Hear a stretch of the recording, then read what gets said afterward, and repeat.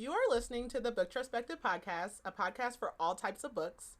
And even though we read all types of books across all different types of genres, we want to give a disclaimer.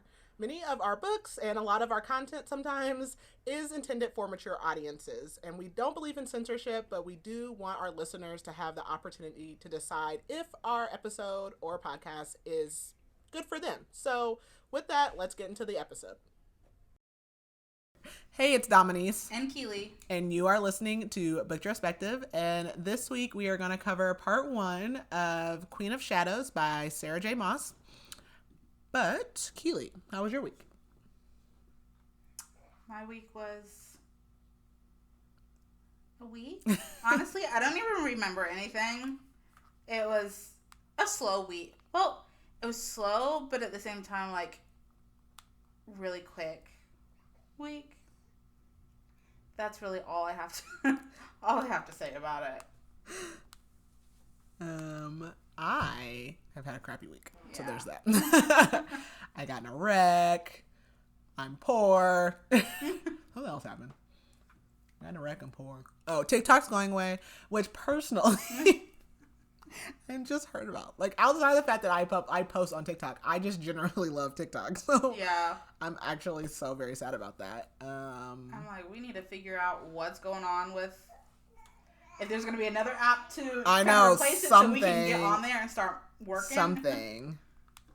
I don't know. I'm depressed about those things.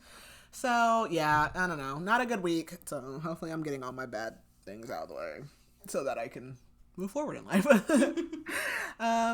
So this is book, I never know where we are. 4? Mm-hmm. Okay, so this is book 4 in the Throne of Glass series. We've read the other ones. So obviously I'm going to give spoilers, but like, I don't even know what's on the blurb. Keely's going to read it, but then the blurb might be spoiler-ish too. I don't really know. So just know that we're in this series. So Keely, do you have the blurb? I do. Everyone Celaena Sardothien loves has been taken from her. But she's at last returned to the Empire for vengeance, to rescue her once glorious kingdom, and to confront the shadows of her past. She has embraced her identity as Aelin Galathynius, Queen of Terrasen, but before she can reclaim her throne, she must fight. And that's KG, my niece. Hi, girl. She will fight for her cousin, a warrior prepared to die for her. She will fight for her friend, a young man trapped in an unspeakable prison, and she will fight for her people enslaved to the brutal king and awaiting their lost queen's triumphant return. All right. So if you could describe this book in one word, what would you say? Busy. Oh, yeah. There's a lot. Like, this is pretty much where, like, not always going to be able to tell you whose POV we're in or, like, anything like that. I would just say, like, I don't know. Like, I don't want to say peak because it's not the peak, but it's like we're climbing. Like, we're getting there. I don't know. Like, I was just like, yes. Like, we're, like, the train is moving. Like, we're on somewhere, and I just, like, I love so many moments in this book. It's, like, reading back through the series is weird because, like, I'm like, oh, yeah, that happened here. And I was like, why is this book? Like, when we got to a certain point, I was like, there were still 2 hours left. And I'm like, what else is in this book? Because I'm like, I don't know. You can't separate it. Yeah. And then, like, the next books we read, I tandem read those. So I'm really not going to know, like, what happened in which book. But yeah, I'm so excited because, like, even at the end of this, this episode will be part 1 of this book. I don't know. This book is technically broken into 2 sections, but the first section's a lot longer than the second. So we'll see. But at the end of part 2, whenever that is, I will let Keely know about a theory that I've been, like, dying to tell her for, like, a very long time. So yeah, so this book, this is, I'm just gonna go ahead and put the spoiler warning here because spoilers just for ACOTAR, SJM, Throne of Glass, and you're just gonna have to hear a baby throughout this podcast. That's fine. But yeah, so the reason I always say spoilers is because, like, she's pretty much going by Aelin at this point. It's always so funny because I'm in, like, some group, like, Facebook groups, and they're like, who's Aelin? Who's Aelin? And I remember starting, like, who is Aelin? Because they're like, you meet Celaena, and you're like, who is Aelin? Like, who is that? So, like, like, now, like, I'm just referring to her by Aelin, and so, like, I feel like that's spoilerish. So Aelin is back in Rithold or Adarlan or whatever you want to call it, because it's all these things. And she is, missing Rowan. She left Rowan back. And Dorian is collared, so he's got a demon. Chaol is a rebel. That's how she feels about it. Manon is struggling so hard because she wants to be like, Manon is struggling because she's like supposed to be a wing leader, but like her grandmother is obviously like the head honcho, and like what she's making them do is not really what she like feels like they should be doing. We meet a new character. We meet Elide. We also meet Nezrin, who is a new character. Aedion is in the dungeons. That's Aelin's cousin. So we got a lot of moving parts. Our gang does all come together at the end of this book, kind of. But yeah, there's just a lot going on, and it's time to take down the king. That's all I can really say about that. Yes. Which you would think be like, oh, this is the end, but no, there's 3 more books after this. So yeah. So without any further ado, I'm just gonna get into it because it's gonna be long. Like I said, you'll just have to wait till the end of this episode to see how far I go. Technically, part 1 of this book is chapters 1 through 47, but there's only there's 89 chapters, so it's not like, well, I guess it is pretty close to being evenly split. I don't know. Well, it depends on like page count. Yeah, it depends. I felt like part 1 was longer, so we'll start and I'll just see. So part 1 is Lady of Shadows, and we actually start with Dorian. I will try to tell you whose POV we're in, but like towards the end it really gets hard. So we start with Dorian, and he's basically like he's like inside of his own brain because this demon is in his body, and he has like 2%. Not even that, like less than 1% of the space. He's pretty much already forgotten his name in the darkness, and he's pretty much forgotten Sorsha already. If you remember, Sorsha was his like girlfriend, the like healer type girl or whatever, and she was beheaded because she was a rebel. And that's when he was collared. And he pretty much knows like no one's coming to save me. No one's probably even noticed that I'm different, which that's not true. But he can barely remember anyone or anything or like feel anything. And then we jump over to our girl, Aelin Ashryver Galathynius, heir of fire, beloved of Mala, firebringer, and rightful heir of the Terrasen throne. That gets longer throughout the books. Like, it's already long, and it gets longer, like, with every book.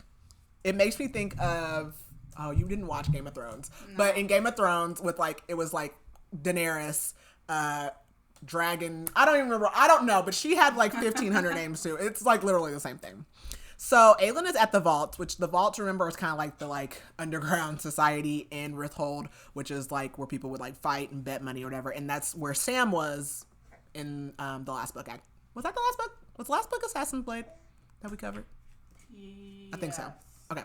So she is down there because she's trying to see Arobynn. Arobynn, again, is her like previous like mentor kind of owner / thing, because he's the head of the Assassins Guild. And he also owns the vaults, and he's down there. He's supposed to be meeting with someone, and so she's like trying to see like what he's up to.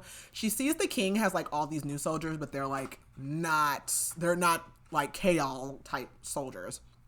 And she has dyed her hair red and like cut it short. She looks terrible. But she basically had sent a warning to the king of Ilway, kind of letting him know like, hey, stuff's about to pop off. Like, you might want to get out of there. So news has come to Adarlan that the king's champion has probably like failed her mission, because originally Celaena, aka Aelin, was sent to Winland, which is where she met Rowan, to take out her cousins. I can't remember what the names are, but yeah, there's so many names. And so she goes into the vaults. One of the men, like the assassins, recognize her, and he's like, basically you can find Arobynn over there. And she like misses Rowan. Like, and mind you, Rowan and her are not a couple. Like, they're not. They're just like Karanon, but they're just like besties at this point. But she misses him. But she had him stay behind because obviously like they don't have magic in Adarlan. So she's planning on taking out like the men who are responsible for ruining her life, which we know Arobynn is one of them. And her magic obviously is gone now that she's back in town. So she just like goes over to this like table and is like, deal me in or whatever, trying to like watch Arobynn. And she realizes he's meeting with Chaol of all people. God, I hate Kale. Oh, God, I hate Kale. And so he like leaves. He doesn't even see her, and she's just happy to see like he's alive. But he's like bloody. He's got this like new female guard with him that she's never seen, which we'll learn is Nezrin. And she goes to see Arabin, who's always like calm, cool, collected. He's smiling. She can't tell if he's wearing the amulet because the reason she's also back is because she figured out that the third word key is in the amulet of Orinth, which is from her home, Terrasen, and that when she was wearing it, when she fell into the river and was saved, quote unquote, by Arabin, it disappeared. So she knows he has it. And he goes, word says the queen is back. And it's been basically 2 years since the last time she's been in the vaults, which was with Sam the last time. And so she's kind of like dancing around, like trying to ask him like why he was meeting with Kale, but like without asking or whatever. And he's like, why don't you just ask me? Like, he knows. And she just won't, like, give him the satisfaction. So he tells her, you know, like, things must have been, like, horrible, like, since, you know, you've been gone. And he asks, like, you know, do you want to come home and teach, like, my new assassin some new tricks? And she's like, no.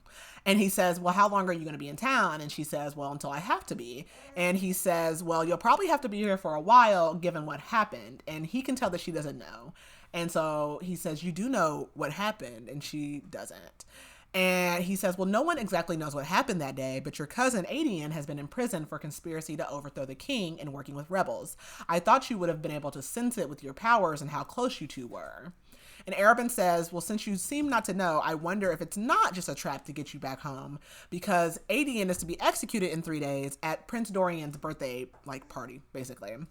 And she's like, great, like, my plans are gonna be ruined. But she's like, Aelin comes first, like, she has to save Aelin no matter what. And she wonders, like, why is Arabin telling me this? Like, why is he giving me this information?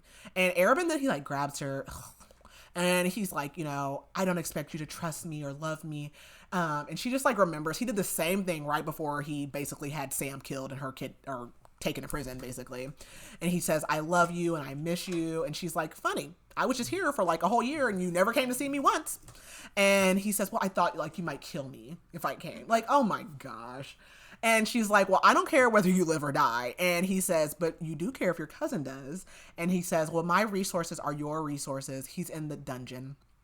And she's like, at what cost? And he's like, a favor.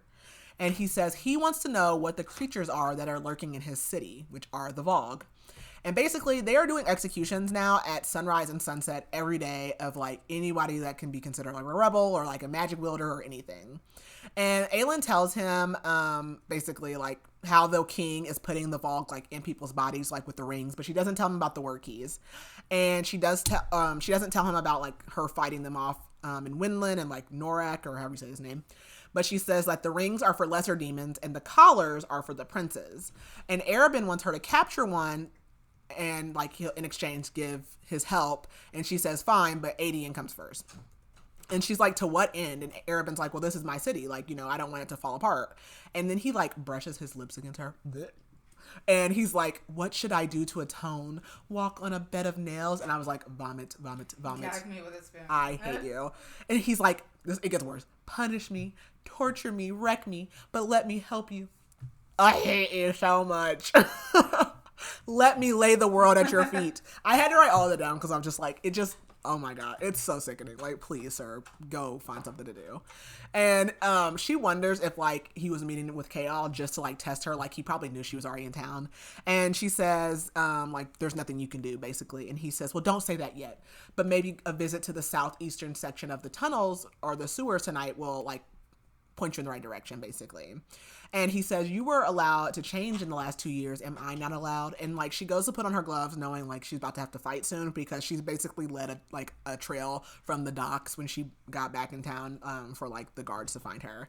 And she picks up a coin and, like, flips it. And she's like, heads, it's the king's men, or tails, it's Arabin, like, you know, turning her in, basically. And it lands on heads. So she's like, okay, whatever. I'm going to trust him. Or no, I think it lands on tails, so I had that backwards. Whatever it was, it landed on, like, the king's men. So we go to Aelin. He's in the dungeon, and he's like, I know I'm gonna die. Because he had got stabbed during, like, the scuffle or whatever, and he has, like, really nasty wound in his side. But, like, he doesn't want it healed. Like, he wants to die down there. And he's glad that he wasn't, like, collared, and he assumed, like, Dorian was. And the only thing that's keeping him alive is, like, that little bit of Fey blood that he still has, but he just, like, can't wait to die. So back with Aelin, she ends up like completely destroying the vaults. Like she like knew, like she knows that Arabin owns them, so she like destroys them. And so now like the guards are chasing her through the city, and she jumps into the sewer, and she like remembers that time in the last book when she was stuck down there, and like they tried to flood the sewer and she kind of drowned and then had to like bathe for days to get like clean. But she like is down there and she like throws a stone, and that same female guard comes out and says like, you know, I wouldn't do that, and says, come with me. And she follows and she asks like, you know, do you answer to Chaol? And the woman says no. And then Aelin like sneaks up behind her because she's like, you're stupid. Why would you put your back to me? And she like presses a dagger into the woman's throat, and she says, I'm taking you to the cabin, like to the captain. He joined the rebels. And she tells Aelin, Dorian is alive and he's in the castle. And the girl says like, you know, why did you come here since you were hiding from the captain tonight? And the woman also says like, I heard you killed a bunch of us this winter, but the captain says you're on our side. And Aelin says, am I not supposed to kill people who threaten my life and my friends' lives? And then Chaol comes out, and he has like two women and a woman with him, or two men and a woman with him, and they're injured, and they basically have been attacked by the Vogue. And she sees like the scars on his cheek that she gave him when Nehemia was killed. And we learned that this female guard that was with him, her name is Nezrin Philique. And Chaol tells her that, you know, Adian is a trap, like they're just trying to lure you home. And he tells her she looks a lot different. And Chaol tells her, you know, Chaol had told her that day that she left for Winland that he loved her, and she didn't respond to him like that. She just told him that she was sorry. So like she's kind of like reflecting on that. And she confirms with Chaol that the guards are wearing rings, and she asks him not to go back in the sewers, but he's like, we're the only ones that can. And basically like regular humans who have no like magic in their system aren't detected by the Vogue. Like it's like they don't even see them. So they're the only ones that can go down there and like save people who are kidnapped. And Ren, we'll remember him from like the previous books, was a rebel. They sent him north because he does have like a little bit of something. They sent him north to Terrasen to like try to keep him safe. So Aelin feels bad because she like does not want Chaol anymore. Thank the heavens. But she feels bad because she's like, oh, like I was thinking like when I came back, like, you know, I might feel something. And she doesn't. She wants Rowan. She wants Rowan. We want Daddy Rowan. So Chaol tells her, you know, that he did save Fleetfoot also, and that she's like outside the city at like a country home. And he notices that she's not wearing his ring anymore. And he tells her to meet him in like 40 minutes. Yeah. And they can meet up and talk. So he goes to like put the rebels like on a boat because he's getting people out of town. And of course, like she does not wait. Like she follows him. And he tells her basically everything that's happened since she's been gone. And Aelin is pissed at him. And he tells her, you know, like Dorian seems to be behaving normal. Like, I mean, I guess his demeanor is off, but he's going to be at the birthday party and he's not been publicly punished for everything that happened. And she asks if he's wearing a ring. And Chaol says no, he's wearing something around his neck. And she tells him like most of what happens in Winland, but she doesn't tell him about the collar just yet. And Chaol says, so you came back alone. And she's like, well, I told Rowan, like, you know, it wasn't going to be safe. And he says, you came back empty-handed without an army? Excuse you? Strike you one. Strike one. Did it yourself. Strike one. Yeah. I said, I hate him. And she says, like, what did you expect? I was going to pull up with this armada of boats. Like, what did you think I was going to do? And he says, I sent you to Maeve. And she's like, did you not listen to everything? She told him everything. Besides, like, the collar thing. Like, she told him about Maeve. She's an evil witch. Like, I don't know. Like, what did you think? And he says, you didn't even try. You were off playing fairy princess. And your antics are probably the reason why basically the king is doing all this. You were flaunting this around, killing Norak, probably pushed the king to do all this. And he also like let something slide a little bit that he knows pretty much why magic is gone. But then she's like, you know something. And he's like, well, I'm not going to tell you. You're unpredictable. Are you done? Are you okay? Are you well? And so she knows that he's pretty much figured out how to free magic. And he says, well, I don't know if I even want to free it because that might make those demons worse. And she said, do you know what those collars do? And she says, they're for demon princes that devour the person. And he like snaps at her and he says, did you even consider sending a warning? Okay, yeah, I was just going to stop and write that. I mean, like, when was she supposed to do that? And she says, we need to save Dorian. And he says, like, no, there is no we, Celaena. And she's like, my name is Aelin. And she's like, there is no Celaena. And then she like is trying really hard not to punch him. And he says, you're still the same assassin that walked away and you only came back because it was useful to you. And so she slams like his ring down in his hand, asking, why did you go meet with Arabin? And he says, because I wanted his help to kill the king. And she's like, are you insane?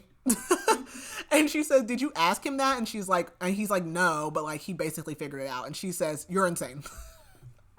Because that's what I said. Are you insane?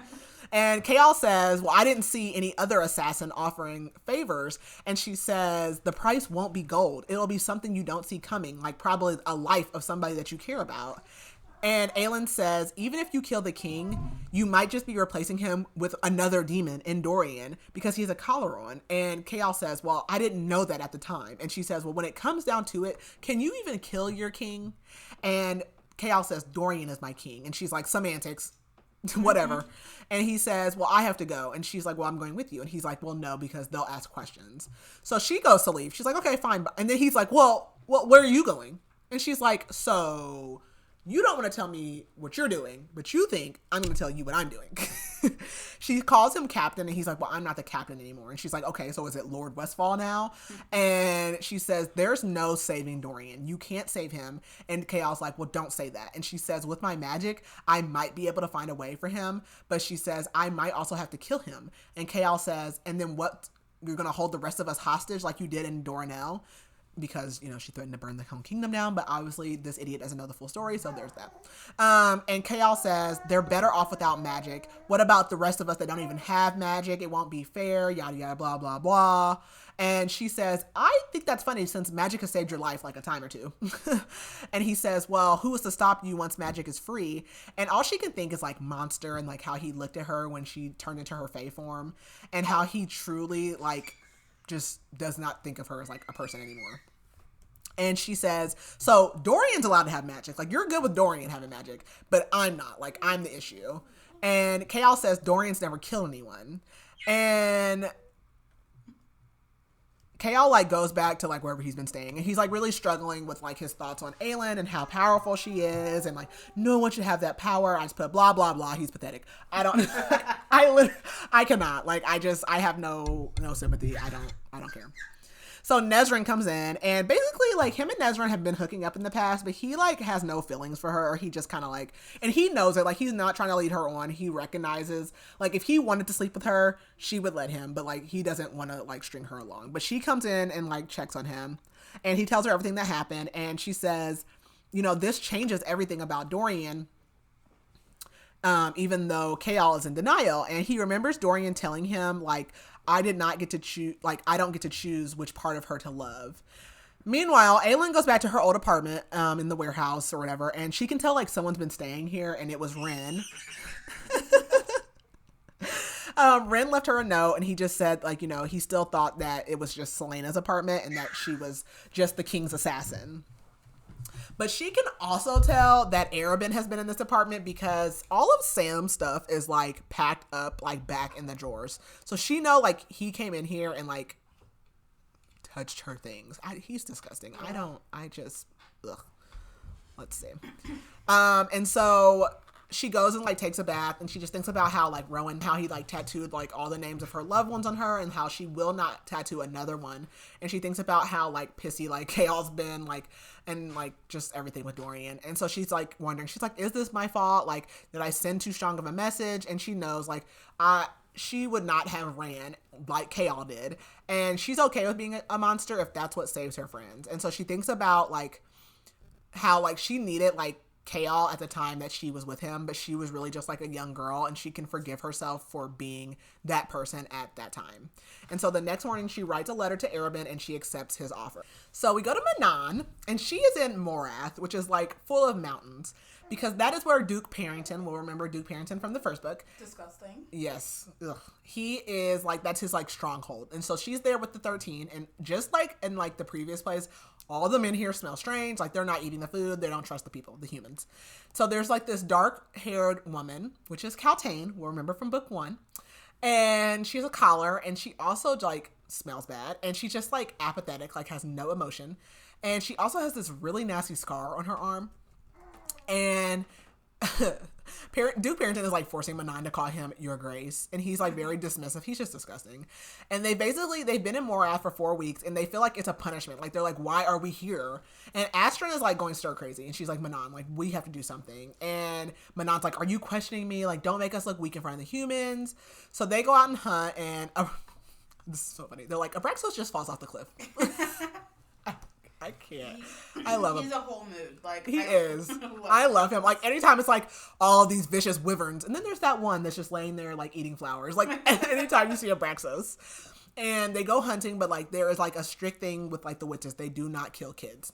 So we go back with Aelin, and Arobynn sends her like her assassin suit that he had made in the last book we covered, and she like plans to like just kind of play along just enough to get Aedion back. And she's going by Celaena again, and then a cab pulls up, and it's Lysandra, who remember is a courtesan, and she says, I came to warn you. And then she also has like a really young girl with her, and the girl's name is Evangeline. And Aelin says, I told you I would kill you if I saw you again. And Lysandra's just like, please. And like Aelin's like, that's weird. Like Lysandra never says please. And so she says, you know, I need to talk to you. And Aelin's like annoyed, and she says, you know, I'll have to kill your driver. And the driver's like, nope, you don't. I promise. I have never seen this place. I was like, me.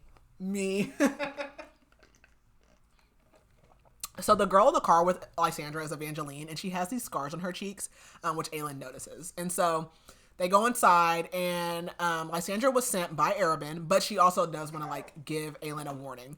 And Aelin notices like Lysandra has a tattoo on her wrist, which marks her as one of Clarissa's slaves. Clarissa's like the madam for the courtesans. And she tells Aelin about like Arobynn's plan to free Aedion. But the warning is that she thinks that Arobynn actually sent Lysandra to kill, like he doesn't care if Aelin kills Lysandra, because he knows what the last thing Aelin said to her too. He's like, I think this is like a test. And she tells Aelin, like, Arobynn's having you watch, and he has his own agenda. And then she gives her an envelope, and she says, please read it. It's from Wesley. Wesley was an assassin who Aelin never really got along with. But Aelin says, why would Wesley write me a letter? And right before Aelin was captured and sent to the prison, Wesley tried to stop her from going, like, getting retribution on Sam. But she was not hearing it, and she knocked him out. And she's like, why would he write me a letter? And why have you been holding onto this letter for 2 years? And Lysandra says, because I loved him. And basically the night that Sam, like, I think the night that Sam died, maybe, Lysandra was in, like, a carriage with Wesley, and they started as friends, and they became more than that. And Arobynn ended up killing Wesley. And she said, Wesley wrote you this letter so that you would know the truth. And Wesley was trying to free you. And Aelin doesn't trust that Arobynn would have Lysandra, like, make this whole story up. So she kind of is believing it, but she tells her to get out. And Lysandra just says, Sam was my friend too. And she goes to, like, say goodbye to Evangeline. And Evangeline says, you know, Lysandra did this to me. She gave me these scars. Which Aelin's like, what? But she goes, she did it so I wouldn't have to be a courtesan, because she basically made her ugly so that she wouldn't have to. And Lysandra was beaten and forced to buy Evangeline for, like, doing that. And that's why Lysandra is still a slave to Clarisse, because remember, Arobynn spent, like, a whole hell of a lot of money on her, so she should have been able to get out of her debt with Clarisse, but because of that whole situation, she's still a slave to her. And so that makes Aelin think about Kaltain, about how she might have been different if she just stopped and talked to Kaltain and asked Lysandra to wait. So we go to Aedion, and he is, like, actively losing his mind. And Dorian comes in, and it's not Dorian. And he tries to, like, speak to, like, the prince within. He's like, Dorian, and he, like, mentions Sorsha. And the prince is like, I don't remember any of that, whatever. But he does tell the guards that they need to heal Aedion. And he's like, oh my god, no. Like, he was hoping that he was just gonna die quietly. But unfortunately, now they know that he needs to be healed. We go to Dorian, and he is, like, forced to bow in front of the king, and he, like, cannot resist no matter what, and he just keeps trying to, like, patch the holes that, like, the demon's making, like, in his brain. So we go to Chaol. He is in the shadow market with Nezran, and they run into Aelin, because, bless you, they're supposed to be meeting with, like, the weapons master, and Aelin's like, well, this is, like, basically, they did not invite Aelin. Aelin, like, followed them there. And she's like, well, this is the only way that I can find him, because he's been, like, refusing to meet with me or whatever. And Chaol thinks, like, Aelin is really a queen. Like, he's like, this is a queen. There's a queen in the shadow market. Like, that's so strange. And I was like, yeah, dummy. And she goes up to like the people they're meeting, and she like shows them their face so like they know that she's legit or whatever, and they know that she's there to save Aelin, and they tell her like, you know, it's not worth the risk. And Chaos snaps like, you know, Aelin, what about Dorian? And I'm like, if you don't shut up, please shut up. Like, Dorian has a demon inside of him. I don't know. Those are different levels, you know? So she tells the weapons master, you know, basically you need to avoid this place at this time, and you need to pin a red flower to like your lapel or whatever so we know whose side you're on. And she just does not answer Chaos because like, yeah, please be quiet. Because he's like, are you going to spare Dorian? Are you going to save him? Like what? And she's like, please shut up. So she goes to the bank and she starts like pulling a bunch of money out of her like accounts under her fake names. And then she like snatches something off the banker's desk. And the next day she gets summoned to the Assassin's Keep. So we go to Manon, and the Duke is summoning her again, and he's like always like interrupting her and annoying her. And this time, like, Kaltain's arm looks even worse, and she's always with the Duke.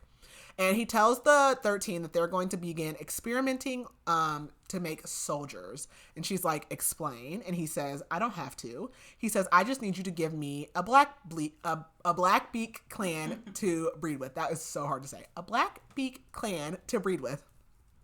So he wants to breed the witches with the Vogue by sewing these stones beneath the belly button of the witches, and that would produce a child. And so basically the witches are part Vogue. That's how they were made. So when the Vogue first came to this world, they mated with the Fae or bred with the Fae, and that's how the witches like came to be. And Manon says like, we are an army. We're not whores. And he says, yeah, whatever. You have a week to get me a clan.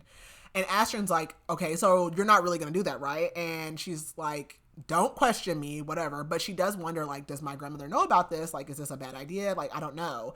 And Astron says, you cannot allow this. Like, witchlings to witches are very sacred. They only have girl witches, and they're protected until they're, like, 16 years old. And Manon knows this. And she says, well, which clan are you going to give? And Manon says she doesn't know. And Astron says, this is not right. And Manon, like, slashes her in her chest. And, you know, the witches are brutal. And she says, I'm replacing you with Sorrel. You're now my third. Sorrel's the second now. So she demotes her. And Manon like just can't allow like any of the girls to step on a line because her grandma made it very clear that like any like misbehaving would be an execution. Like, no, don't step out of line. So she goes to her room and she smells like a human in there, and she meets this young human girl, and her name is Aelin. And the girl like says, you know, she's like, what's wrong with your ankle? And she's like, oh, I fell down the stairs when I was a child. And my uncle, who is Vernon, who is also like working with Duke Parrington, her uncle didn't believe in healers. And so her ankle wasn't fixed. But we also know that Aelin is the daughter of Marion, who is the one who was protecting Aelin when her parents got killed and all that happened. When I first heard her name, I was like, this name is familiar. Who is it? I can't remember who it is, but I know that it's somebody of importance. Yep. So I obviously didn't put it together until later on in the book, but I was like, yep, that's her who mom. Is this? Yep, they're sweet Aelin. And so, because her parents, Aelin was meant to be Lady of Paranth, but now her uncle Vernon is, I don't know, what do you call it? Duke of Paranth? Man of Paranth? What's the opposite of lady? Lad. Lord, I think. Lord. Yeah. I'm like, lad. I'm like, what's the opposite of lady? I don't know. All these titles, I would not make it. So anyway, so Aelin has like a messed up ankle, and she also has chains, so she cannot run away. And so Manon's like, are you a spy? And she says no. And Manon like scratches her, and she tastes her blood, and she like really gets Aelin's backstory, which includes the fact that somehow Aelin has witch blood. So Manon and like the 13 go to the blacksmith for weapons, and he really can't talk to them because his tongue has been cut out so that he cannot tell secrets. And Sorrel says, you know, I support any decision you make, Manon, but like I don't really think you should have demoted Astron. Like, you know, she's just like on edge or whatever. And Manon says like, do you not want to be my second? And she says like, of course, it's an honor, but it was also an honor to be your third. And she's like, you know, we know why your grandmother made you kill that Kraken witch, and none of us, especially Astron, have ever forgotten how cruel your grandmother can be. So we go to Aelin, and the Assassin's Keep has not changed at all since she was last there. And she like, Arabin makes her come in the middle of the day. And everything he does is a test. Like, oh, can you get over here in the middle of the day without being spotted? Da da da da. But no one's paying her any attention because they're preparing for Dorian's birthday. And Arabin asks, like, why haven't you brought me a demon yet? And she says, I made this very clear that I was going to save Aelin first. I don't know, like, what you didn't get about that. And he says, well, I'm a man of my word. And he just keeps calling her Celaena. And he says, like, he's surprised that, Lysandra came back in one piece. And, he tells Aelin, well, you can take her spot. Blech. No. And sleep with you? Disgusting. And so he just keeps like flirting with her and asking her about, like the prince, and does Chaol, know about like the demons and all this stuff. Aelin is talking to him about Chaol, and he lets her know that Chaol basically has like a history with Nezran, like trying to see if she gets jealous, which she doesn't care. And he also says that Chaol came back last night after she told him, do not work with Arabin. And Arabin asks, like, do you want to know why he was there? And she's like, no, even though she does, but she's like, I'm not gonna give you that. So when she leaves, she notices that there's men on the roof watching her for Chaol. And Lysandra stops her and asks, like, did you read the letter? And she did, and she was very pissed off, but it did just confirm, like, all the suspicions that she had. And Aelin tells Lysandra that she wants to meet and talk with her. And Lysandra just tells her, like, look, the old Lysandra died a long time ago, and she admits, like, that she used to be jealous of Aelin, and she wants Aelin to destroy Arabin. And Aelin apologizes for being mean to Lysandra all those years, and Lysandra says we should be allies, and Aelin, like, wants to, and she thinks about Nehemia, and Lysandra says, like, good, now I can have someone to talk about clothes with and eat chocolate with. And Aelin says, oh, we're such fine ladies, and Lysandra says, no, we're just beasts with human skin. And Aelin wonders how Lysandra would like take to Aelin having a fae form, which I was like, mark that, but that's only because I already have read this book. And Lysandra asked, like, what's the plan for tomorrow with Aedion? And Lysandra says, we should kill two birds with one stone. So we go to Chaol, and him, Nezran, and Aelin are trying to like save people from being executed. And he tells Aelin, like, do not touch Dorian tomorrow. And he asks her again, like, do you even care about him? And she says, or he says, if you touch Dorian, I'll make sure that Aedion is found. Like, if you don't shut up, please shut up. Like, I will kill you right now. I will just kill you right now. That's what she should have done. She should have just killed him. We would be much better off. And Aelin says, as she should, she goes, I will burn you and your kingdom to ash, and you'll learn how much of a monster I can be. Like, who are you talking to? You're talking about, I'm gonna tell on Aedion. Okay, sir. You idiot. Like, are you insane? I don't even need my fire magic. I will just kill you. Like, I'm an assassin. So Aelin asks Nezran, like, how good is your aim? And Nezran is, like, a really good, like, shooter, like, with bow and arrow and stuff like that. And Aelin wants Nezran to come tomorrow, and she says she's not going to be using Arabin's men for, like, the mission. And Chaol's like, no, she can't come. And Aelin's like, you're not her keeper. So, whatever. And, like, a man ends up getting executed down, like, in the square or whatever, and his head, like, literally just goes, like, rolling, and then makes Chaol remember, like, that day in the throne room. And he turns to Aelin, and he tells her, take out the clock tower. It will restore the magic. There's 3 of them, and that's how they did it. It was a spell. So we go to Aelin, and Chaol tells her, the king might use his magic on you. And Aelin says, he might try to trap me. And she just wishes she had her book of spells. But Chaol grabbed them on his way out of the castle. And so, like, they're taking out, like, guards. Like, they're still, like, working to free people or whatever. And so then afterwards, she goes and, like, scopes out some of the demons and the tower. And she's, like, just making all her plans. And then she runs into one of the Vault commanders in the alley. And she just, like, easily kills him. But they have, like, black blood. And they just smell awful. So just to be sure, she cuts off her head, which, good. So smart. Yes, nobody's coming back from the dead. And she goes home to get dressed. So we go to Aedion, and he is just, like, ready to die. Unfortunately, he's healed now, and he gets, like, bathed and, like, chained to their platform for the party. So with Aelin, she is, like, the way she's getting into the party is she's pretending to be a dancer. So she has been a dancer before, like, on the side or whatever. And she's pretending to be, like, an understudy. And so the head dancer, her name is, I put it in here somewhere, I think it's Madame Florine. She is, like, someone that she considered to kill because she kind of had something to do with the whole Sam thing, but she didn't end up killing her because after all that happened, she did let Aelin, like, come back and take free lessons. And so she's like kind of neutral on her. And so like as they're going in, like there's guards with like a list of names and there's word marks. So she's like, oh crap. So she makes like this commotion and she's like, oh, this lady hit me. And she's like crying and she like knocks over like a bucket of water to clear off the word marks. And then like Florine refers to her as Diana. And so like they check off her list, like her name on the list so she can get into the party. And so as they're lining up, like Florine comes over to Aelin and says like, I saw the general in the hallway. And she says, I always wonder where Arobin got you. And she just tells her that I will come to you when you're like queen and I'll bring music and dance like wherever you are, basically. So we go to Aedion, and he has been trying to figure out like who to attack first. He's like, I'm going to go down swinging. But the dancers are like coming in and they're like scattering this powder, kind of like ashes, like, I don't know, something for the dance. But he sees this extra dancer and they're like moving through the crowd, kind of strange, and they have tattoos and they have like a stronger build. And then they take off the skirt and they turn it into a cape, and he knows it's Aelin. And she's headed right towards him. But somebody calls a name and they call her Arobin because she has disguised herself as Arobin. And then the dancers all shatter these roses that they have and literally everything erupts into chaos. So we go to Aelin, and she is like relieved because Aedion does not have a collar on him, and she just starts attacking the soldiers, and she gets Aedion and she frees him as the guards are like trying to rush them, and she takes them out. And Aedion tells her like to grab her father's sword because the king had it like by him, and she realizes Aedion's injured and she doesn't know where, and that makes her furious. So she tells Aedion like, do not get in my way, as they're trying to escape. And she's like taking out the guards, and they're like, it says like she's moving like a queen of shadows. And Dorian like appears, and he's just like a super villain. He is like walking like just slowly, and he's like going somewhere. And she's like, this is not my friend Dorian, this is not Dorian. And he like starts attacking her, but she's warded herself with word marks. And so she pulls out the sword and she says, Dorian, give me one sign that you're in there. And she starts tracing like a symbol, but there's like literally no sign of him. And so he lunges for her, but he gets frozen by the word mark, and she raises the sword and she's like, I'm going to have to kill him on his birthday.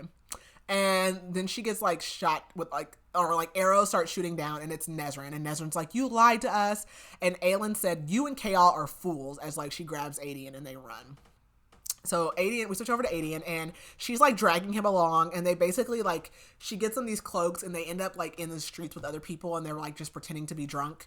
And then like a coach pulls up, and they get in, and it's Lysandra, and she tells them like they're stopping all the coaches and carriages and start and like checking. So they hide Aedion like in this compartment in the floor, and then Aelin puts on like a nice dress and a necklace, and she has to put her foot like on the ground over like a blood spot. But they get stopped, and they do check the back, but that's it. So they make it through, and they make it to the warehouse to her apartment, and Chaol is there. So she gets in the bath, and she comes out, and like Chaol immediately is like, Dorian, blah blah blah blah blah, and she's like, look, I gave him 1 minute of my escape time, and he is not in there. And he's like, don't talk to me like you're my queen. And she says, I'm not your queen, but you need to pick a side. Like, you need to figure out what you're going to do. And like Sandra says, queen, like, what do you mean? And she starts to say like, look, my real name is Aelin. And Lysandra says, I know your real name. And Lysandra says, Arobin knows this. And Aelin says, yes. And she tells Lysandra, like, I knew once you saw Aedion, like, you would be able to like tell the resemblance. So we go over to Alid. She has been at Morath for 2 months with her uncle Vernon, and she is afraid of the witches, and like her ankle is really bothering her. Like, she can barely move around. And she has been stuck living with her uncle since she was 8, when her family was murdered and her title was stolen. And she plans to like figure out a way to escape from Morath in like one of the food caravans so she can get back to Adarlan. But because she like does not want to be experimented on, like whatever's happening to the others. And so Manon comes in, and she's like, why are you in my room? Like, are you a spy? And she's like, no, I'm not a spy. And Manon asks, like, she's like, basically, like, there's a letter here or whatever. And Manon's like, well, what does it say? And the lead says, I don't know. I can't read. SJM loves a girl who can't read. And Manon is, like, surprised since, like, her uncle is a lord. Like, why can't you read?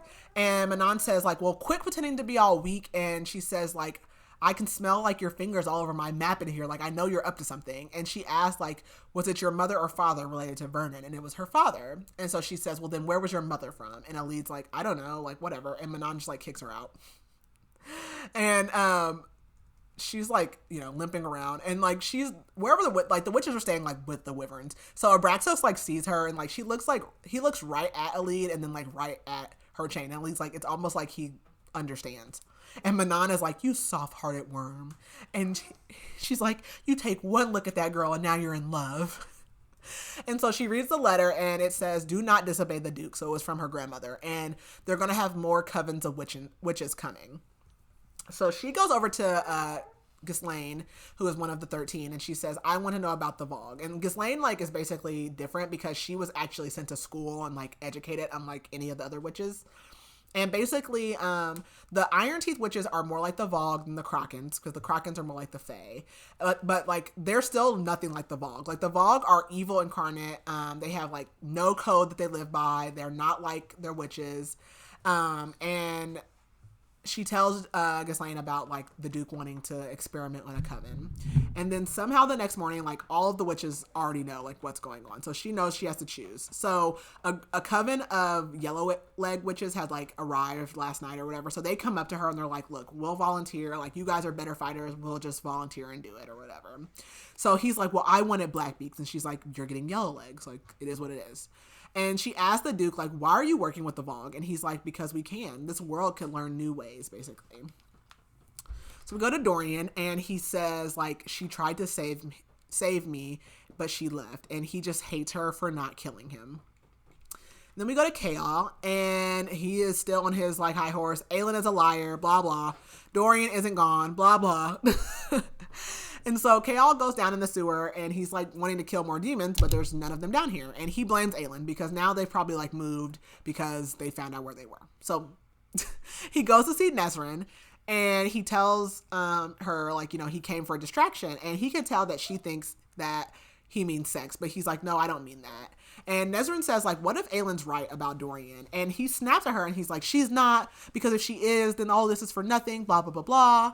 And Nesrin tells him, like, if Dorian is gone, like, we'll just find another way. We have to, because I can't deal with, like, my sister's kids being mistreated for being different and, like, all, like, her kind of backstory. Which Nesrin's family is from the southern continent, so, like, they're not all from here.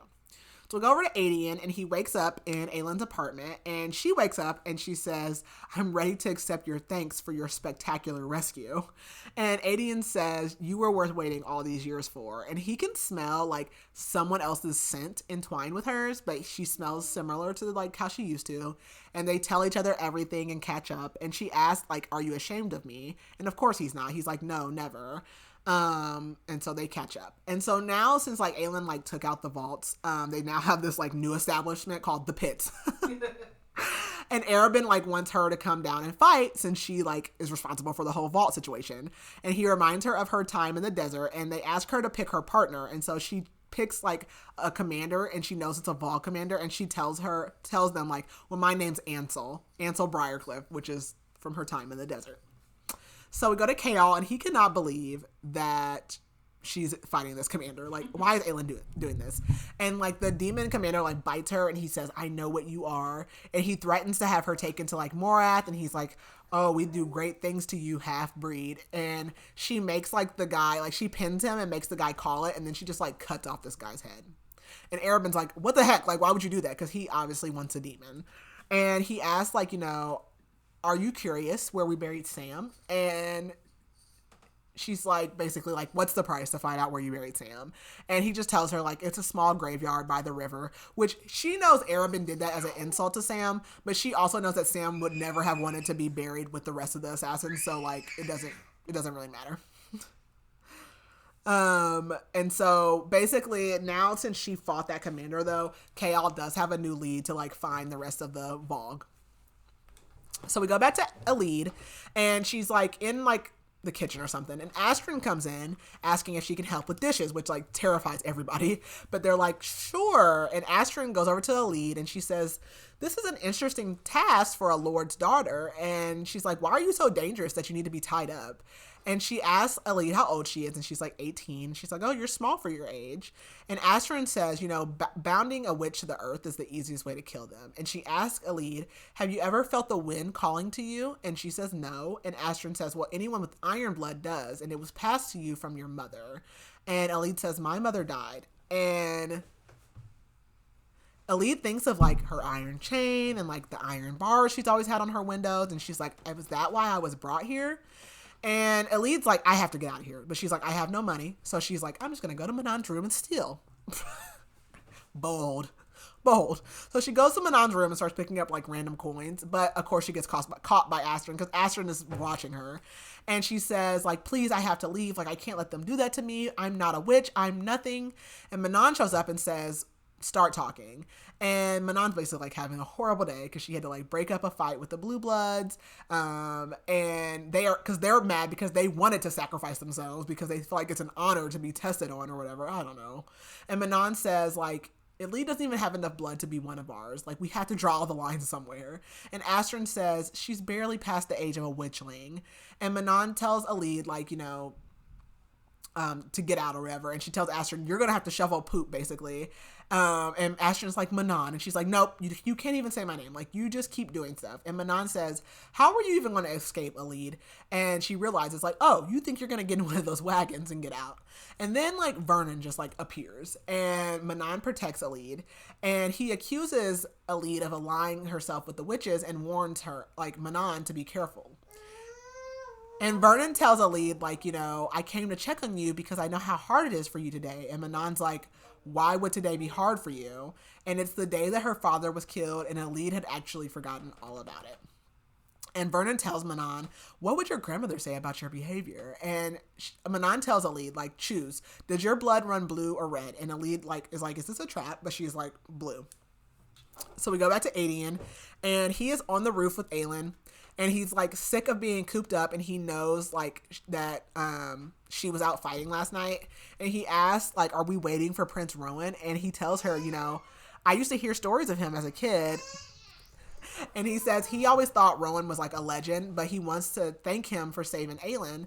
But he's worried, like, you know, what if Rowan wants to take the blood oath? Because he doesn't know.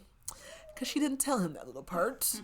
And, he asks, like, you know, does Aelin have a plan to free magic? But she doesn't share anything. And he just says, like, you know, I want us to make it to Terrasen before winter. But he knows, like, that the old families won't, like, bend the knee so easily to the new queen. And money is also going to be an issue because they'll need money to raise an army. They silently are, like, thinking, like, Aelin might have to, like, marry somebody just to, like, get the money that they need. And she says, he mentions the blood oath, and she says, you still want to do that? And he says, of course I do. It was my right then, and it's my right now. And then Chaol, like, shows up, and he tells them, like, the shadow market is gone, and that basically it was sealed off with all the people inside, and everyone was burnt alive. And the king did it because that they heard that the rebels had freed Aedion. And Aelin says, of course you blame me for this. And he says, well, he could have killed them anyway, but he chose fire to send a message. And I was like, I hate him. Like, just every time you open your mouth, just shut up. And Aedion tells Chaol, like, if you have a problem, you need to pick it with me, not her. And Aedion, like, he's like, I just hate the city, like, so much. He's like, I always hated the city. I never knew why everyone wanted to be here. And Chaol asks Aedion about Dorian, and Aedion just says, like, you know, he came and saw me once in the dungeon, but there was no sign of, like, the real him. He didn't even remember his girlfriend. And he asked Chaol, like, why don't you just make yourself king? And Chaol's like, well, I don't want to be king. And so then Chaol asks, like, what do you think about Holland, Dorian's little brother? And Aedion says, you know, we don't kill children, basically, because he's still a child. And Chaol says, like, well, not even if they show signs of corruption. And Aedion says, you don't get to throw things in our faces, like, when you killed our entire families. Because he's basically like, well, you guys are savages and kill everybody anyway. It's like, I mean, they didn't just wake up every day and just kill people for fun. Like, that's not the case. And Aedion says, you can trust us. Trust Aelin. And Chaol says, no, I can't. And Aedion says, well, then that's your loss. And Aelin just, like, feels terrible because she still has not told Aedion about the blood oath. So Aelin goes to, like, track more guards, and she finds one. And she's, like, wearing the Eye of Elena, and it starts to glow, and she knows that's a bad sign, which I was like, when did she get that back? But at some point in time, Chaol must have gave it to her. And she can hear some people talking, and it's the king, and they're looking for Aedion, so she leaves.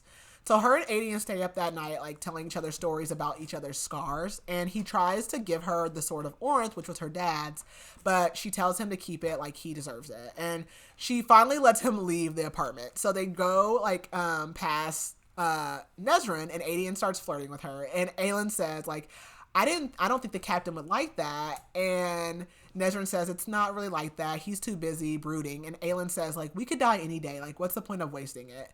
And being cooped up like in the house that really like made Aelin have like a lot of flashbacks or whatever. So they're like out in the street, and they're like, they spend some time like at a bar or something like that, and they're heading back to the apartment when Aelin hears someone coming, and he like can pick up their scent, but it smells like Aelin, and it's Rowan. I was so surprised and happy. Yes, and Aelin just like jumps on him and like is so so happy to see him. So we go to Aelin. She's like crying and happy to see him, and he says, "Are you gonna make the rest of them wait all night?" And she's just like so happy to see him. And of course, like obviously we don't have alpha holes in this world, but it's literally the same thing. She's like, you Fae are always being like alpha, blah blah blah blah blah. So they go back to the apartment, and she just like drags Rowan into her room and shuts the door. And he cut off his hair, which I love. I love Rowan fan art. And she like makes him get in the bath, and like she's like, you stink. And he's like, yeah, the first time I met you, you didn't smell good either. And she even lets him use her lavender soap, which we'll remember like she regretted that with Sam. And she washes his hair, and he tells her like the first couple of days when he lost his magic coming here, like he was so sick. And she goes to give him like some of Sam's clothes, but like obviously he can barely fit those. And Rowan's like, he's like, you know, you don't have to do that. Like he knows like what that means to her. But he admires, like, he's like, oh, you really are like fancy pants, because she has like all these dresses and stuff. And he sees like this golden dress, and he says he'd like to see her wear it one day. So before they go out to talk to the others, he says, you know, we need to talk later. And she's like, oh, what is it about? And then she's like, is it about your ex-lover? Because somewhere like off page, they like met up with like one of his exes who like would not stop touching him. And Aelin tried to like set her on fire, which fair, whatever. She did also threaten to like whip Aelin, so like fair, very fair. So they go out there, and Aelin says, you didn't mention how beautiful he was. And they immediately start having a pissing contest, Aelin and Rowan. Like, I cannot. And Rowan says, your mothers were related, but he asked Aelin who his father is, and Aelin doesn't know. And this, I didn't remember this being like revealed like instantly. Like I thought they kept it a secret from him for a while, but I guess not. And Aelin goes, I'm guessing you know. And Rowan says, doesn't he look familiar to you? And Rowan says, you met his father a few weeks ago. It's Gavriel. I know it, KG. I know. Aelin is shocked. And Aelin says, wow, like he had asked me how old I was, and he seemed relieved. But basically, Aelin and Aelin's moms were sisters, and they looked almost identical. So obviously, like, Aelin looks like her mom, and so he probably was like, dang, I hooked up with a girl that looked like that. And is this my daughter? And then she was like, oh no. But because Aelin is older than Aelin too, so that's probably why. And Rowan anyways, Rowan says, I think you were like I don't think Gavriel knows that he has a kid, but the first time he saw Aelin was like the first time he ever suspected that he could possibly have a child. And Aelian's mom like went to her deathbed like never telling who his father was. And it's probably because of Maeve, like the same reason they hid Aelin. And Aelin asked Rowan, like, could Maeve steal Aelin if she knew? And Rowan says like he doesn't know, but it would be an act of war for her to steal him from you. And she says this information does not leave this room. So then like Aelin and Rowan go back to doing like their alpha hole stuff, and Aelin just tells him to stop. And Rowan says, do you think you could take me, Prince? And Aelin says, any place, anytime. And Aelin says, Aelin didn't mention that she called for you. And this pisses Rowan off. And he mentions that he's blood sworn to her. And Aelin says, I'm sorry, come again. What? And Aelin says, as far as I knew, you were loyal to the king. I didn't know. And Aelin is panicking, and he's like, I have to get out of here. And he like picks up a figurine, and she says, if you break one thing, I will murder you. And he says, how dare you? And she's like, I dare because it's my blood to give away. And she says, he's my Karanam, and he's earned my unquestioning loyalty. And Aelin says, well, what have you done to earn it? What have you done for our people? And like, that hurts. And so she kicks him out, and she's like, don't come back till you calm down. So we go over to Rowan, and he is debating killing Aelin. because of how he spoke to her. And he realizes how beautiful she is, and he teases her, and she's like, not right now, like, not a good time. And she just says, like, every time I turn around, I feel like I'm one wrong move away from ruining everything. Like, there's no room for error. And he thinks about how he feels defenseless without his magic, and he just wants to protect her, and he never wants to see her feel hurt again. And she says, she, like, Rowan mentions, like, you know, you're always calling me, like, alcohol, basically, but, like, you're also one. Like, you're the same way. And then he finally tells her why he's really there. And it's because he tracked Lorcan and Winland, and he got on a boat and came to Adarlan. And he thinks that he was sent by Maeve. And he thinks that this might have been a trick to get Rowan to come here also, so that Rowan would lead him right to Aelin. And Aelin says, do you think that you can take him? And Lorcan, first of all, Lorcan... I know that you're avoiding things. Lorcan is like 7 feet tall. Lorcan Salvatore. People love Lorcan, by the way. I just want you to know that, which is an interesting just debate off of this book. Okay. Lorcan's a big badass dude. Like, and Rowan, like, when Rowan's like, I don't know if I could take him, Rowan basically is like, you know, if me and Lorcan get in a fight, it reminds me of when Cassian went to the summer court and like destroyed that building. Yeah. Like, it's like that. Like, if him and Lorcan get in a fight, they're just gonna tear up everything. But Rowan has a conscience and Lorcan does not. Like, he does not lose. He will not lose, and he will win at any cost. So he's like, I'm not gonna do that with him. So she wonders if Aelin wonders if Maeve has sent the rest of like the cadre to look for the word key. Hey girl. And she wonders if Gavriel like would find out about his son, like if that would sway him to their side.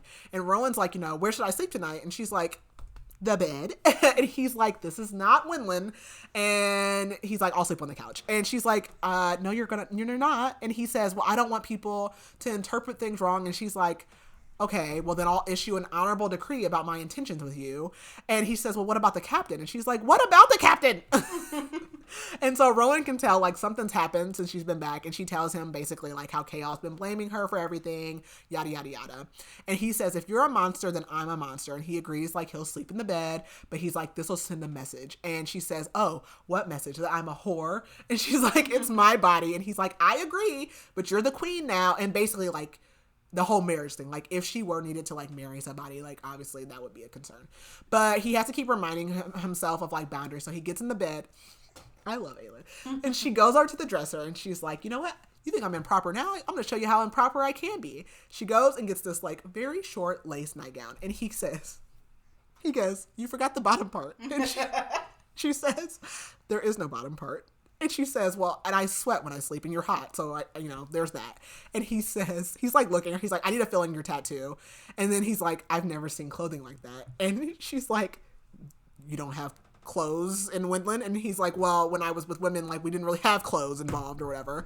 And he says, are all of your night clothes like that? And she says, so you're curious about my night clothes, Prince? And she says, is there a favorite color I should wear? And he says gold, but like metallic gold, not yellow. And she says, well, you're out of luck because I would never wear something like that. And he literally, like, he cannot contain himself. And then, like, in the morning, she goes to make breakfast and Adian comes in and apologizes. He never left. He was just like on the roof. And she apologizes to him as well. And she tells him, like, that he can still take the blood oath. Maeve has several people who did it, but he's like, no. Like, in Terrasen, there was only one. And she says, well, we can have new traditions in our new court. And he says, well, I'll just wait until you're officially crowned. Okay.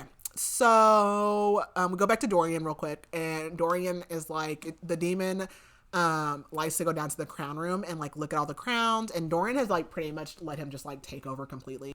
Since Aelin, like, didn't save him or whatever, but he still just wishes, like, she would have killed him. And then we go to Manon, and so she storms into Duke Parrington's tent, and she's like, why can't we see the yellow leg witches? And he, like, looks terrible, like, ugh. And he's like, get out. And Celaena's in there, and she has this dark fire, like, all over her, and she's burning the soldier. But it's shadow fire. And Celaena's like barely even dressed. And the fire literally just like comes from her. And she shoots the fire out at the soldier and it like wraps around his neck and he screams. And then like the Duke says, that's enough. And he's like, go lie down, just like a dog. And he walks over to the man and he just snaps this man's neck. Okay.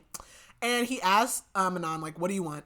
And she's like, I'm gonna have to write my grandmother a letter about this. Like, what the heck is going on?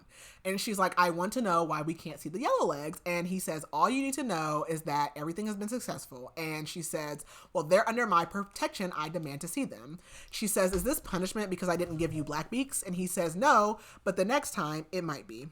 And he says, perhaps the Vogue princes will pay a visit. They've been keen to test your magic out, or they've been keen to test their magic out against your kind. And she can tell there's something unnatural about the Duke. And she's like, what else is going on here? And he says, it's none of your business what's going on in the mountains. And basically the shadow fire that Celaena has is like a flame that does not leave burn marks. And the Duke tells her, like, you know, your grandmother hasn't told you about the weapon she's been making for me. And Manon leaves, and she tells the witches that she wants guards on duty at all times watching all of the covens. And, like, Alita's in there, and she's, like, sleeping with the Braxos because she had gone back to her room after that whole thing happened, but she could tell someone was, like, waiting inside for her. So she just, like, kept walking and went back, and, like, she ended up near a Braxos, and he, like, let her, like, sleep with him. And so Manon tells her that they need her to sneak in and check on the yellow legs. And she's like, what? No, like, I'm terrified. I'm not doing that. And they're like, okay, did you think that my protection was free? Yes, you are going to do that. And Astron's like, Manon, like, I don't know. And she's like, well, what are you going to do with Elide after she does this or whatever? And Elide's like, I don't even know if I can do this. But 3 days later, she tries. So she decides to go to the laundry room to, like, be close, because that's one way to get into the rooms, because they take fresh towels and stuff in there. And so one day, like, before she has, like, executed her plan, she is in the hallway and she hears her uncle talking to Celaena. And he's like, why won't you speak to me? The Duke said you spoke to him. And he says, we can create wonders together. Oh, I guess we didn't put triggers on this episode. I just thought about that.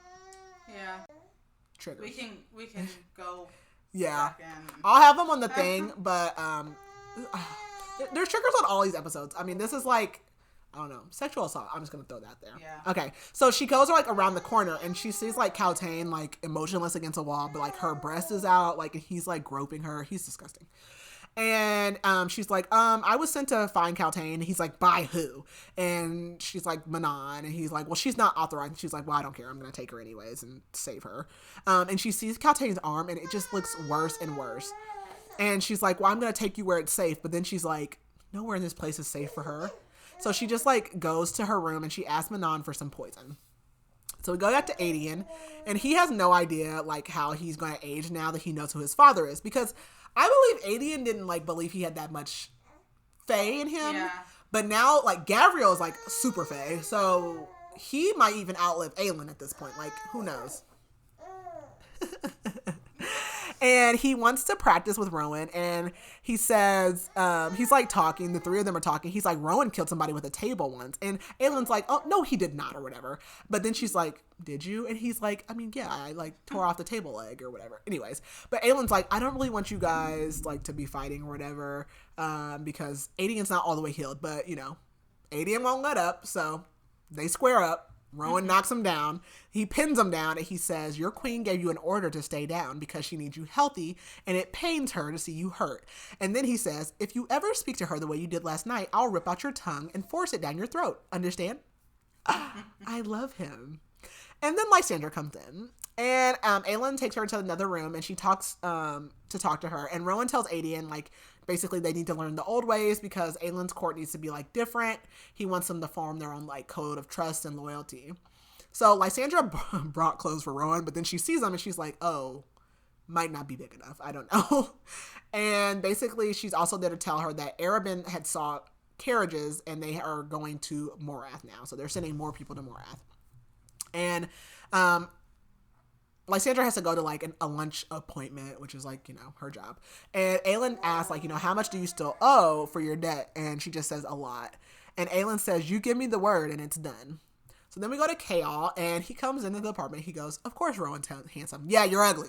Yeah, competition. It's not even competition because she doesn't want you anymore. Right. But if you thought that you had a chance after she met Rowan, you do not. And after how you talk to her. Yeah, because you're disgusting.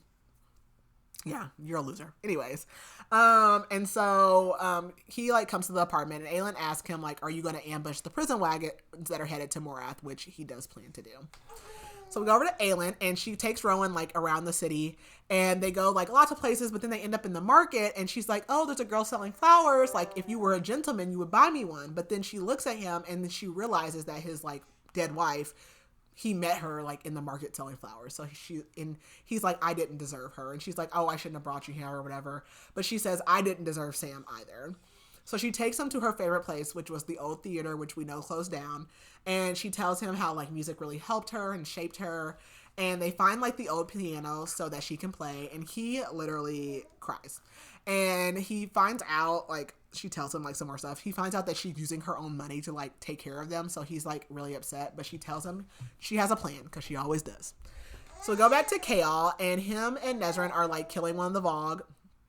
And he tells her, like, you fought really well. And she's like, "Yeah, I know." Like, and he says, "Well, maybe we can go for a drink." And she says, "We're just friends, I thought. Friends don't spend time together only when they're feeling sorry for themselves."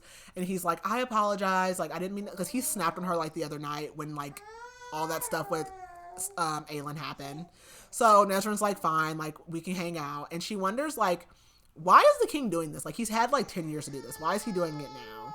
And Chaol tries to, again, like, blame it all on Aelin, but Nezran's like, "No, like, this is bigger than Aelin." So we go back to Aelin, and she has been, like, sneaking out at night, like, setting traps for the Vogue.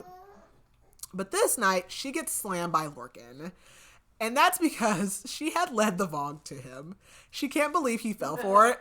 And he, like, is basically like, "Where's Rowan? Still warming your bed?" And Rowan actually shows up. So they have the Vogue princes and like these low levels, but they have these like word hounds also. I don't freaking know. So basically she like tricked Lorcan into like leaving his scent. So like now the like word hounds are after him. So Rowan shows up, and Lorcan is like calling Aelin stupid because he's like, basically Lorcan is pissed that Aelin showed Maeve the word keys, because now he thinks that Maeve is going to try to take over the world. And he doesn't want Maeve to take over the world because he cares about her, and that would be dangerous for her. Okay. That is Lorcan's logic. I don't know. Anyways, so, and that's a little early, but it just makes more sense for me to explain it there. But she does tell Lorcan, like, basically that she doesn't forget how he acted in Doranel and, like, how he didn't help and all that stuff. And she says, "One day I will come to claim that debt." And he leaves.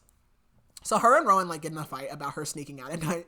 And, yeah. So then the next day, Lysandra comes in, and she's like, "You guys are pathetic. Like, they're eating, like, grapes and olives because no one can cook."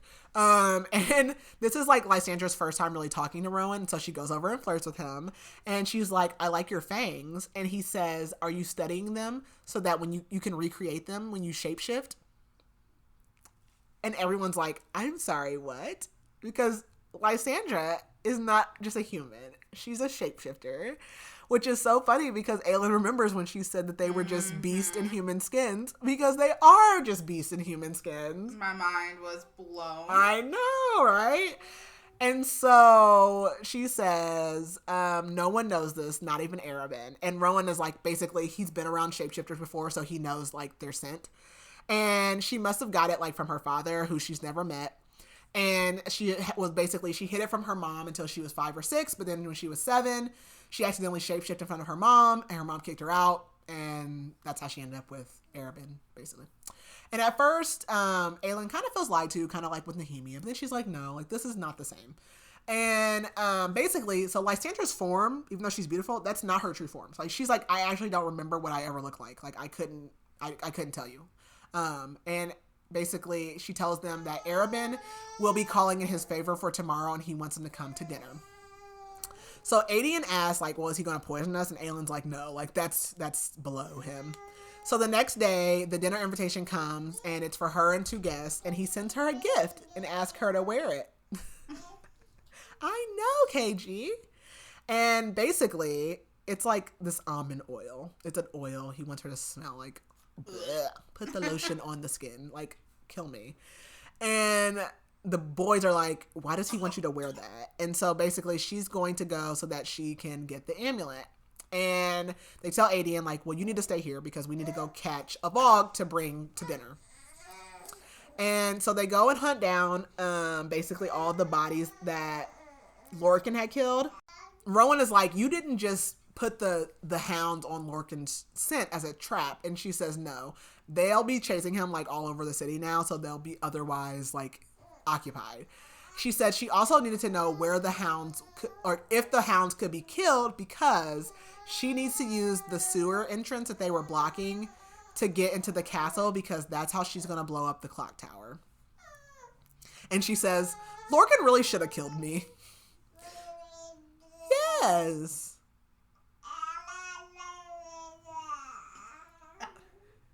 So I got a lot to say. I got a lot on my mind. Yes, girl.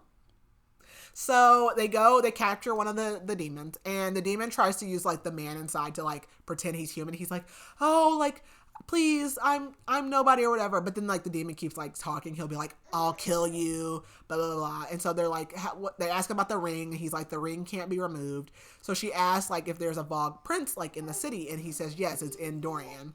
And then the man part like speaks up and he's like, please kill me. They came to our homes. They made us wear the rings. And like the demon like licks his lips and he's like, what are you, woman? And the man like begs and he's like, please kill me. And she says, what will you give? And he says, anything. And she thinks of the day she saw Cain from the first book fighting his own demon and like how miserable he was. So when they get home, Rowan tells her like, you smell like ash. And he's pissed off because he knows that she went somewhere else without. So the next day she takes Rowan to go with her to Sam's grave. And she just like leans against his tombstone. She admits that she did love him and she never told him. And Rowan says, you're going to kill Arobynn, aren't you? And she says, yes, I'm going to end it. So we go to Aelin, and Aelin is going to go into this room. So she sprinkles like poison on the rolls that the laundry workers eat so that they're going to be out sick for a couple of days. So the next time that the clothes come in, she asks, can she be the one to like take fresh ones back? And then I put, her bowels turn to water because SJM also loves to have watery bowels. So she like is approaching the room and she hears moaning and she like, they open the door. She can see inside. She like panics and she just like collapses. And then Manon finds her like curled up in a ball in the hallway. So they get Aelin. She comes in and she throws up and she tells them what she saw. She says she saw someone when they opened the door. She said there was a thing that opened the door, a beautiful man with golden hair, but it was not a man. And she said nothing was human about its eyes. She said he smiled when I fell and I looked behind him. And she asked, do you know how many times the witches were supposed to be implanted? And Manon says, what? She says, from what I saw, each witch has already delivered one baby and they're about to deliver again. And she says, but they're not babies or witchlings. They're demons with black skin and fangs. And they're chained to the tables like altars. And they're begging to be let go. So Sorrel and Astrid are pissed. And Astrid turns on Manon and she's like, you let them do this. And Sorrel's trying to stop Astrid, but Astrid's like attacking Manon and Manon's like not even fighting back at first. And Astrid says, you're not going to do anything. You're not going to fight for them because what would grandmother say? And Manon's like, you're demoted even more now, blah, blah, blah, blah. You'll get your punishment at breakfast. And then she's like, or I'll execute you. So during this whole little scuffle, like Astrid like scratches Manon. And so Aelin stays and like bandages Manon's arm. And she understands like, you know, Manon does not want to lose her chance at like going home. That's the whole thing behind the witches. Because Aelin also wants to go home. And Manon says, you know, why are you so eager to like leave here? Like, why don't you stay and fight? And Aelin says, my father was killed in front of me, but my mom died defending Aelin, who they tracked to the river and they assumed she fell in. But Aelin had fire magic and I never believed she died and she's going to come save us and she'll fight you because you're the enemy. And Manon says, would you go with her now? And Aelin says, yes, but I'm ashamed. And Manon says, do you think that monsters are born or made? And Aelin says, well, I'm not the one that needs to answer that question. So Aelin gets dressed and she's looking at the bottle of oil and she's like, okay, I'm gonna put this oil on. And she knows Arobynn's making her wear this because scent matters to the Fae male. So Adie and Anne Rowan are both really going to be affected by her smell. And Rowan takes Aedion to the roof and tells him like, hey, she's going to kill Arobynn. And Aedion's happy because he was going to kill Arobynn. And Rowan just can't believe how beautiful she looks. So she comes out and she's wearing the dress that he wanted her to wear. And she looks like the fire-breathing bitch queen that everyone keeps calling her. And they get in the carriage and she tells them that they better keep their fat mouths shut when they get there. And so Chaol and the others are like across the street from the keep on the roof, like watching for like backup. So they get there and Arobynn just says like, welcome home. And they drag the demon in. And Aedion, like, he tries to talk to Aedion and Aedion just like brushes him off. And he like clearly can like see that like Aedion hates him. And then Arobynn turns to Rowan and he says, I don't remember the Fae being so large. And Rowan says, well, you can call me Rowan. And he says, King Rowan, he says, thanks for the oil. My skin has been quite dry. Chef's kiss. And Arobynn just like stops and he's like taken aback a little bit. So he tells them to take the demon to the dungeon, and it's the same room where Sam's body had been. And Arobynn like starts questioning the demon, asking like, how does the king control it? And like when it doesn't answer, he like starts slashing at it. And so it tells them about the ring. And they tells him the ring doesn't come off. And he tells them basically the king puts the ring on their finger and then he cuts them and like licks their blood so that their blood is within him. And then the king uses his own ring to control them. So Arobynn cuts the finger off with the ring on it and then kills the demon. So then they go to dinner and Arabynn's like, why is everyone so quiet? And Aedion says, you literally just killed a demon. And he's like, I mean, well, I'm just interested to know who my prodigy's been living with. And I'm like, she's not your prodigy anymore. Like, she doesn't work for you anymore. Let it go. Arobynn says, like, I fought tooth and nail for you, like I always have. And he tells her, like, he knows that Chaol's on the roof, like, watching tonight or whatever. And Aelin's like, why did we have to come to dinner? And he's like, well, I missed you, and you won't give me any time. And Rowan, like, loves, like, this story, because he tells the story about Aelin throwing the dagger at Lysandra's head, and Rowan says, 17-year-old Rowan wouldn't know what to do with you. And Arobynn then, like, calls out Aelin because, again, she did impersonate him when she saved Aedion. And so not only has she, like, crashed the vaults, which financially hurt Arobynn, but now he has people thinking that he is a rebel and they're after him. And he says, what will it take for you to stop ruining me? And, like, this is what she was waiting for tonight. So they go into a private room, just him and her, and he says, this is all punishment for a crime I did not commit. And she says, come on, Arobynn, like, let's just be truthful. There's just the two of us here. She says, my court knows everything, and you knew exactly who I was when you found me, and you took that necklace off my neck. And she says, you wanted to shape me into your own weapon. Why? And he says, my kingdom had been conquered by the king. Why wouldn't I? He says, how is my debt not paid? And he's basically like just telling her like a whole bunch of lies and truth, which is what he always does. And he's like, because like, yes, he did try to get her out of prison, but like he was also the one that put her in prison. So like, it's like, what's the point? And he basically says, like, we can take the king down together. And he keeps calling her Celaena. And she says, my name is Aelin. She says, you can earn my forgiveness by giving me back my amulet and giving me your resources. And he says, what do I get out of it? And she says, I won't send a message to the king saying that you have a demon in your dungeon. And he says, those are threats. What if I let it slip that the former captain of the guard is making a visit to the slums to a certain warehouse? And she says, it's too bad the captain's already waiting with a message to deliver. And Arobynn says, you'd have to make it out of here alive. And she says, no, that's the message. If all of us don't come back, he'll send it. And Arobynn asks, like, are you going to become a tyrant? And he gives her the amulet from his neck. And she wonders, like, has he been successful all this time because he's had the amulet this whole time? And she just, like, as soon as she has it, like, it does not feel right. And she's like, how have my parents, like, never felt this, like, weirdness? So she goes to leave and tells him that he'll meet her tomorrow.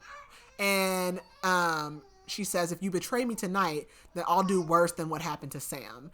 But Arobynn goes, one more thing. And he says, I'm going to enjoy having you back. And he puts the demon's ring on her finger.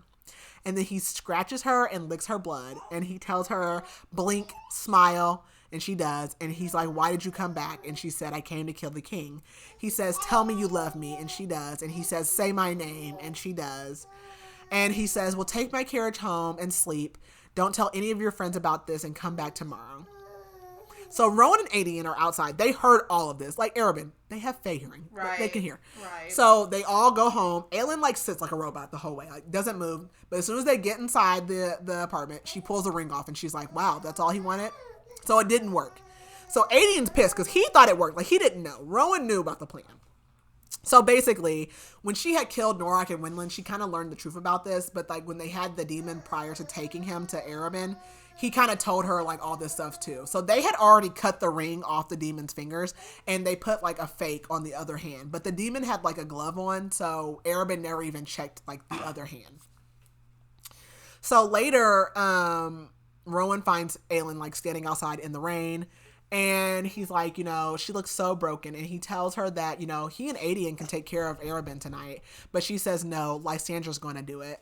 And she says she deserves to. But she does feel guilty because Arabin did raise her. And even though he's a horrible person, like she does feel like she owes him her life. And she tells him like she doesn't think that the word keys are bad. She thinks it just depends on like the person who uses them.